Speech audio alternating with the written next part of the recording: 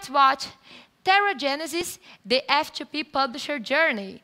Tilting Point Director of Business Development Margaret Wallace sits down with the Senior Product Manager Hunter Bulkeley to catalog the publisher journey of TerraGenesis. This 4-year partnership resulted in one person coding in his car, growing into a full team of engineers, designers, and marketing experts. Let's welcome Margaret Wallace, Director of Business Development, Tilting Point, Hunter Bulkeley, Senior Product Manager from Tilting Point. Please be our guest. The screen is yours. Hello. Hi, everybody. Hi, Big Festival 2021. It's really great to see you and to be here.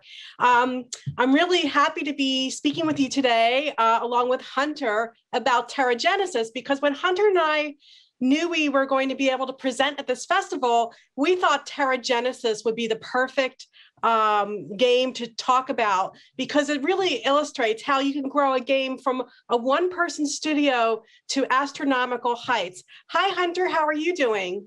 I'm doing all right, enjoying the office at this late hour. Yeah. So Hunter, you've been working on TerraGenesis for a while, and you've seen it really grow and evolve. Can you please tell the audience basically what is TerraGenesis, the game? How does the game work? Sure. So TerraGenesis is a science-based simulation game where you're attempting to terraform a planet, which is converted from Mars, from a barren wasteland, to Earth-like conditions to make it habitable for human habitation. And it was developed by Edgeworks Entertainment, which was one guy coding in the shotgun of his car while he took a vacation driving around New Zealand for 6 months, which is a fabulous story. And it was this small independent developer who didn't have any background really in game design or game knowledge. We just had this fantastic idea and new approach to it that hadn't been seen on the industry before. And it took off with fabulous results. So Hunter, Tilting Point is a games publisher, and we both know that thousands of games are released in the app stores every single day. There are millions of games literally in apps in the app stores. How did Tilting Point discover TerraGenesis? So we came across TerraGenesis originally because it won the big indie pitch, which was by Pocket Gamer back in 2017. And that brought it to the attention of Tilting Point, winning that festival. And we then took a look into the metrics on it, as much as we could tell via Sensor Tower and App Annie and other analytics tools, and digging in there and saw that it had pretty successful organic growth rate that was pretty phenomenal. And so we reached out to the developer and cold called him and basically sat down and made him pitch. We talked back and forth to each other, and here we are 4 years later. Very successful, happy relationship. Yeah, I really love playing the game myself. So when you say that Tilting Point took a closer look at TerraGenesis, we used, as you pointed out, analytics platforms like App Annie and Sensor Tower to look at the data. Can you please describe in greater detail the kind of data that makes a game interesting for a publisher? What are the telltale signs, at least initially, that point to, hey, this game has a lot of potential for growth? I think that a lot of the potential is whether or not the audience is there. A lot of things you can fix. You can fix some monetization. You can fix the overall, you can fix a lot of UA aspects as well, target the right audience, target the right market, so on. But if there is that initial interest, that huge organic download ratio, that is very interesting to publishers, because it means you have hit on something that is resonating with people, and that will transcend into user acquisition as well. It'll transcend into a lot of these other aspects of the game. And if you have that audience, as long as you don't lose it, you will be able to hopefully monetize it and bring out those extra aspects over time. So just to follow up quickly on that question, so like if we're looking at something like retention rates, how long does a player stick around to play the game after they download it? Like for a day one retention, for example, so how many players are going to be there after the first day of playing? Can you share like what might be a good metric to look for on that level? Yeah, I can't go into too many specifics on at least TerraGenesis side, but in general terms, generally you want a fairly high or D1 retention. It varies on exactly how you're going to calculate the D1 retention, whether or not it's unbounded, 24-hour calendar, so on and so forth. Generally, if you're going generally upwards of, yeah, it also depends on the genre of game. Yep. So it can widely vary. For a more casual title, you want a higher D1 retention. For a more hardcore title that has a longer LTV tail, then you can deal with a small, lower D1 retention as long as you have that D30 plus monetization tail. So really every game is different in that aspect, but it sort of falls within tropes in the genres. And it's really important for those of us who are putting games out there. We spend so much time developing a game, making it beautiful and polished. It's really important to get those early retention numbers working to a point where you're satisfied before you launch it to a wider audience base, wouldn't you say? I don't know. Yes, I definitely think that retention is very important. Not saying you don't want to work very hard to deliver a finished product, but that is one aspect of one of the beautiful things about mobile games and live development is that you continually have new users coming in.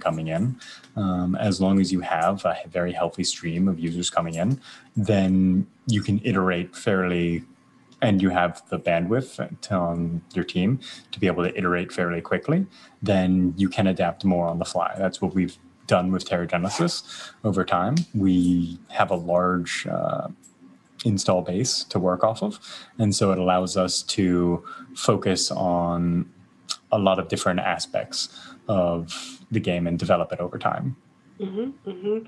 That's really great insight to share. Thanks for that. So when Tilting Point was evaluating TerraGenesis, and again, I think it's a great example,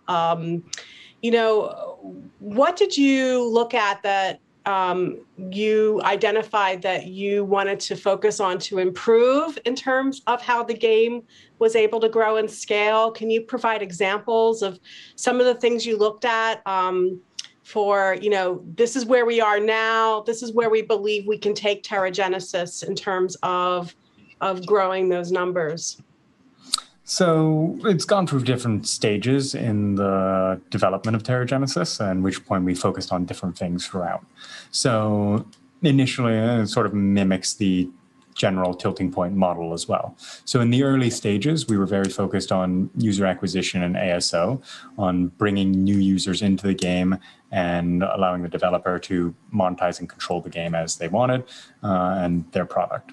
Overall, we, during that phase, increased overall installs and DAU by about 10%. Not 10%, that'd be small, 10x. So 1,000%, which is much larger. And ultimately saw great success working together as a partnership. And so we deepened the relationship and we worked together and bringing the game from iOS only, because originally it was only released on one platform, and developed in Xcode rather than Unity, and bringing it to Android as well. And once we got fully mobile, again, revenue just shot up, downloads shot up as the new audience embraced it. And at that point, we started to say, okay, we have a good working relationship together. We've done ASO, we've done user acquisition, we've done a platform port. Let's actually start talking about the game itself and aligning on where to take this game. And so this is the point where we aligned on more big areas to focus on and concern points, as you talked about.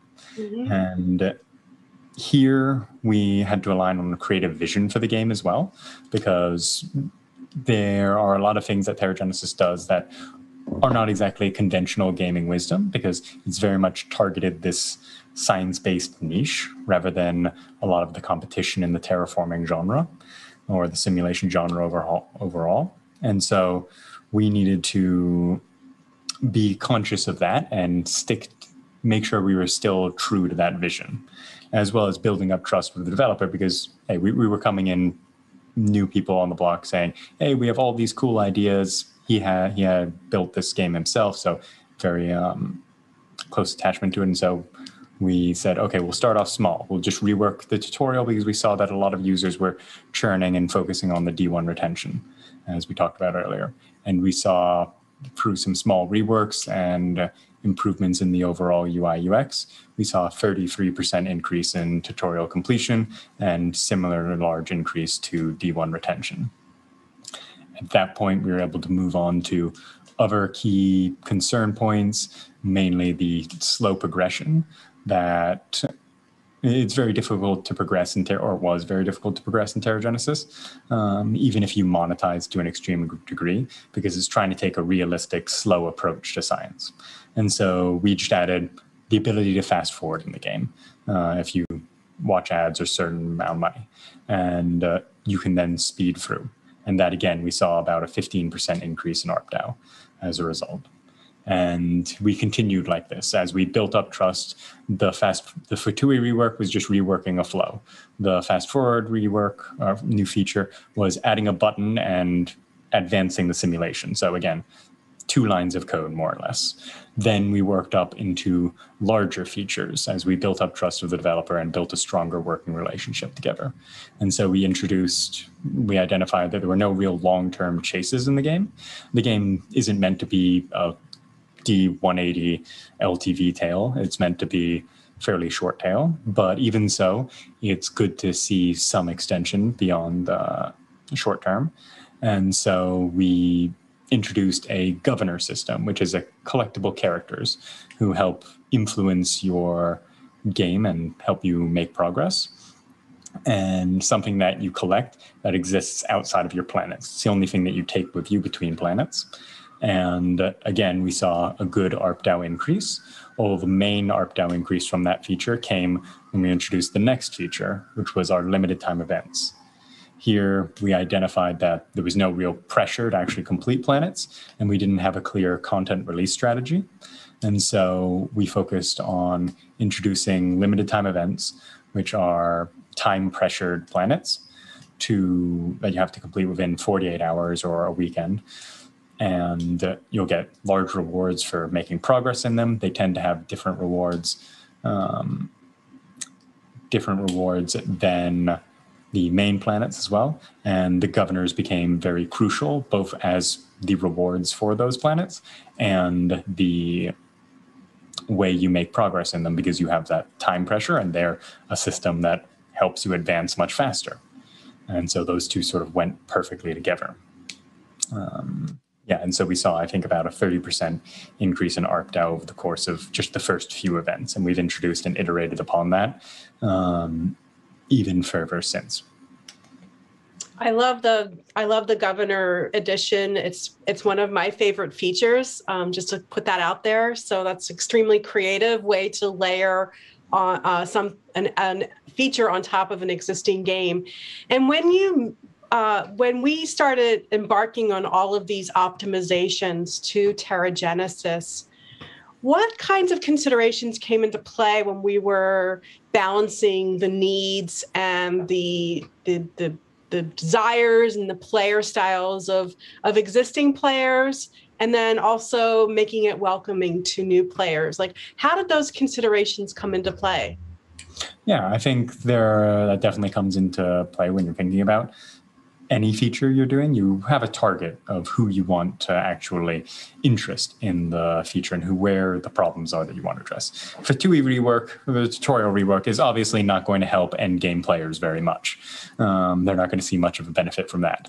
But when we focus on, say, the fast forward system, that's largely also meant for early game players who haven't gotten past the I don't know what to do, or there's a lot of different menus and options that they're slightly confused around, and helps them make much faster progress, as opposed to the users who stick around for 60 days who enjoy that slow pace. And it's an optional feature, so those long-term players don't have to worry about it. But when we get to something like limited time events, that's much more focused on the late game, because we're trying to extend the LTV tail there. And so we're focused on putting more pressure on long-term users at that point. And yeah, so it'll vary who we're targeting and with what. And so at some point, Tilting Point, just to share with our viewers, our audience, at some point, we took over the development of TerraGenesis. And, we've also added more features that some of them we've already touched on. But there's one new feature that I think is a really awesome addition. It's been really phenomenal. And it's also has a pretty positive social impact. Hunter, can you share what that is now that I've built it up so well? Yeah, of course. So the feature that you're obviously alluding to is our what we call the ecology feature, or the forest feature. So basically, in a nutshell, is ecology is a subscription service online that we also work with and doing user acquisition with. And basically what it is, you pay a subscription fee each month, and they plant a certain number of trees in your name somewhere in the world. A lot of it's in Madagascar, Mozambique, these sorts of places, to help reforestation. And there are a whole bunch of things about climate and reforestation and climate change that it's supposed to help with. And we were looking for a new long tail feature to introduce to TerraGenesis, to have some sort of a extension of our LTV even further, as the first feature that we do after taking over development of it. And what we did was we noticed there's another thing in our funnel, our UA games, called Ecology. They were looking at ways for gamification. We were looking at new feature. And so we merged those two ideas together. And we introduced the Ecology feature, which is you do a certain number of actions in the game, and we will plant an actual tree for you via Ecology's API in the real world. And we'll display that to you in a little forest UI screen that we have in the game itself. And we threaded these through our limited time events, through our in-app purchases, through our ad monetization, and a whole bunch of other ways. And so at the moment, we've planted 224,000 trees after 3 weeks, which is pretty phenomenal. At this rate, we'll have well eclipsed over 1 million trees by the end of the year. And yeah, it's seen huge increases in ARPDAU. Our players have really latched onto it and really enjoyed the whole feature. So we have a question. I'm so excited. Thank you, audience, for asking questions. And I think we have time for maybe 1 or 2 questions. And the first one is, TerraGenesis is such a great idea, and we agree. How do you see games as a way to impact the way we see our planet? Yeah, I think that's a very important thing that I've been thinking about, particularly over the past few months as we've worked on this feature. How to use games for increased social good, and how to increase that aspect. I think you can get people to engage with games in a different way than you can with other aspects of reality. It's much different, much more engaging than just watching a TV show about something, or seeing some infomercial or commercial saying, hey, you should donate to the pets, you should donate to XYZ.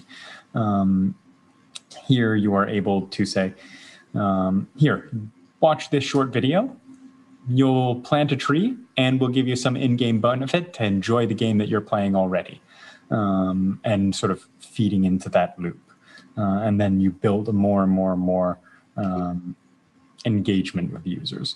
And TerraGenesis goes even beyond just the tree planting. We also have a lot of real science aspects to it, and physics and backing. We frequently get reached out to about how people will integrate the TerraGenesis into their classrooms for teachers, and how they'll use it to teach their kids about other planets or terraforming concepts and what that means. And so I think you can do a lot with games as an educational tool and as a funnel for extra good as well. Yeah, I was really having a lot of fun earlier today watching some of the video walkthroughs of TerraGenesis that are out there. And it's really fascinating the way players really get into the intricacies and really understand what it takes to create these ecosystems and to terraform as you know, the purpose of the game. You know, and I think the reason that Hunter and I found, first of all, we love TerraGenesis and we love what we do, but we also felt like it really illustrates the ways in which it's possible for game developers to work with a publisher like Tilting Point, specifically Tilting Point, because we progressively grow a game. You know, we start out, you know, where we kind of see if we like working with each other and see we can grow together. And then once that happens, you know, there are all sorts of possibilities that are open in terms of scaling a game. I mean, some of the numbers that Hunter was sharing are really impressive, you know, and there are other opportunities that are possible, you know, once we have a successful partnership, you know, we can take a game engine and integrate different kinds of brands and IP so it extends the life of the game. And there are also many other ways to make sure that as many people around the world as possible can get to play and experience your game. If you had to say where things are heading with TerraGenesis without giving away any secrets, can you give us any kind of clue where things are going, or a story about players that you can share, you know, that surprised you?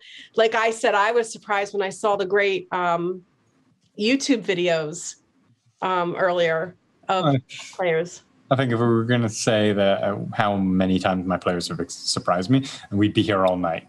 Yeah, they're continually surprising me, particularly in the limited time events, and how quickly they can figure out how to beat them as easily as possible. Frequently to my annoyance, as much as I love them. It's fun, me creating an event and then them figuring out in a few days how to beat it in 5 hours. And I'm like, okay, well, got to get a new one now, which is quite a bit of fun. But in terms of new features, there are a few different directions that we're going for, but a lot of things that are targeting similar levels of improvements that we've seen so far, and particularly around iterating off of our success of limited time events. I can say that much, and the ecology feature. Okay, to see how far we maximize the good that we've done. Oh, okay. Yeah, no, that's great. And I just been trying to squeeze in one final question. Do you have any tips for developers who want to create games to impact our world and society? You know, yeah. Yeah, I'd say choose a cause and find a way to work with some sort of existing charity program. So you can do it on your own, but if you figure out some sort of existing charity, we were lucky. The ecology guys are very tech savvy. They're video game, they work in VR and mobile games. So they had a Unity plugin, but if they have any sort of tech that you can use like that, it makes it much easier to integrate rather than having to do calculations of, okay, we have this game, we have this concept. How do we actually get the money from us to you? How do we track all of that? It's much easier in that aspect. And the ideal partnership is just where there's a fit between you and the actual cause and something you believe in. Wow, Hunter, this has been a really great discussion. And, you know, we make games, all of us here, and we can change the world and maybe other worlds in the case of TerraGenesis. I want to thank you, Hunter, and I want to thank the audience and the big festival. It's been a really great discussion. It was amazing. Thanks so much. Thank you. Thank you so much. Thanks ever so much, Margaret and Hunter. It was a pleasure to be here. And we come back in 5 minutes. See you soon. Big Festival 2021, the biggest games festival in Latin America.